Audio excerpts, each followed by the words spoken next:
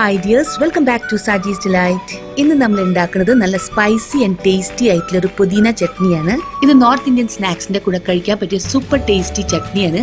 അപ്പോൾ ഇത് എങ്ങനെ ഉണ്ടാക്കാമെന്ന് നമുക്ക് നോക്കാം.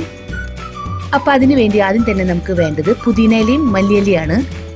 അതേപോലെ ഈ ഇലകൾ യൂസ് ചെയ്യുമ്പോൾ എപ്പോഴും നല്ല ഫ്രഷ് ആയിട്ടുള്ള ഇലകൾ യൂസ് ചെയ്യാൻ ട്രൈ ചെയ്യുക. അപ്പോൾ നമ്മുടെ ചട്നിയും അതേപോലെ തന്നെ നല്ല അടിപൊളിയായിരിക്കും. പിന്നെ ഈ രണ്ട് ഇലകളും അത്യാവശ്യം നന്നായി കഴുകിയിട്ട് തന്നെ യൂസ് ചെയ്തോളൂ. കാരണം കടയിൽ നിന്ന് മേടിക്കുമ്പോൾ നല്ലോണം മണ്ണുണ്ടാവും. ഇതിപ്പോൾ പുദീന ചട്നി ആയ കാരണം നമുക്ക് പുദീനയുടെ ഇലയാണ് കൂടുതൽ വേണ്ടത്. ഞാനിപ്പോൾ ഇവിടെ ഏകദേശം 2 കൈ നിറയെ പുദീനയുടെ ഇലയാണ് എടുത്തേക്കണേ. അതിൻ്റെ തണ്ടൊന്നും ഞാൻ യൂസ് ചെയ്തിട്ടില്ല. അടുത്തത് നമുക്ക് 1 കൈ മല്ലിയില ചേർക്കാം. ഇത് ഞാൻ ചെറിയ തണ്ടോട് കൂടിയാണ് ചേർത്തേക്കണേ. നിങ്ങൾക്ക് വേണമെങ്കിൽ ഇതിന്റെ തണ്ട് ഒട്ടും കളയാണ്ട് ചേർക്കാം. ഇല്ലെങ്കിൽ ഇതിന്റെ തണ്ടൊക്കെ കളഞ്ഞിട്ട് ഇല മാത്രവും ചേർക്കാം. അപ്പൊ നമ്മുടെ പുദീന ഇല എപ്പോഴും മല്ലിയിലേക്കാട്ടിലും ഡബിൾ ആയിരിക്കണം.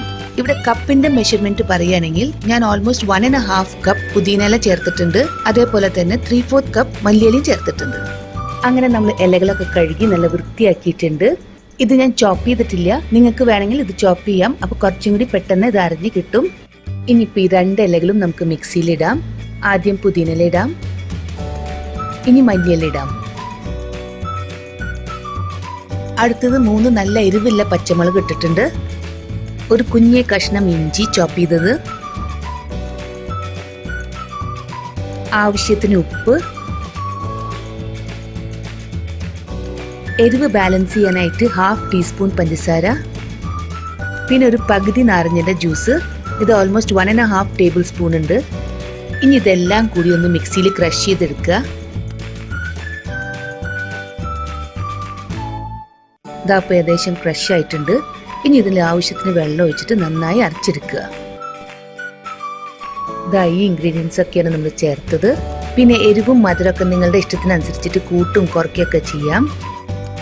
അതേപോലെ നിങ്ങൾക്ക് ഗ്രിൽ ചിക്കൻ അല്ലെങ്കിൽ തന്തൂരി ഐറ്റംസിന്റെ കൂടെയൊക്കെ കഴിക്കണമെന്നുണ്ടെങ്കിൽ ഇത് കുറച്ചും കൂടി ക്രീമി ആക്കാൻ 2 ടേബിൾ സ്പൂൺ നല്ല കട്ട തൈര് നന്നായി ബീറ്റ് ചെയ്തിട്ട് ഈ അരച്ചു വെച്ച ചട്നിയിലേക്ക് ചേർത്ത് കൊടുക്കുക. കട്ട തൈര് വീട്ടിൽ എങ്ങനെയാണ് ഉണ്ടാക്കുന്നതെന്ന് ഞാൻ കഴിഞ്ഞ വീഡിയോയിൽ കാണിച്ചിട്ടുണ്ടായിരുന്നു. അപ്പൊ അത് ട്രൈ ചെയ്യാത്തവർ തീർച്ചയായിട്ടും ട്രൈ ചെയ്യണം. എന്നിട്ട് ആ തൈര് ഇതിലേക്ക് ചേർക്കാം. അങ്ങനെ നമ്മുടെ സൂപ്പർ ടേസ്റ്റി പുദീന ചട്നി റെഡിയാണ്. ഇനി നമുക്കിതൊരു സെർവിംഗ് ബൗളിലേക്ക് ഇടാം. ഇതാ നോക്ക്, നല്ല അടിപൊളിയായിട്ടുണ്ട്. ലെമൺ ജ്യൂസ് ഒക്കെ ഒഴിച്ച കാരണം അതിന്റെ കളറ് അതേപോലെ തന്നെ ഗ്രീൻ ആയിട്ടിരിക്കുന്നുണ്ട്. ഇത് നല്ല ടേസ്റ്റ് ആയിട്ടുണ്ട്.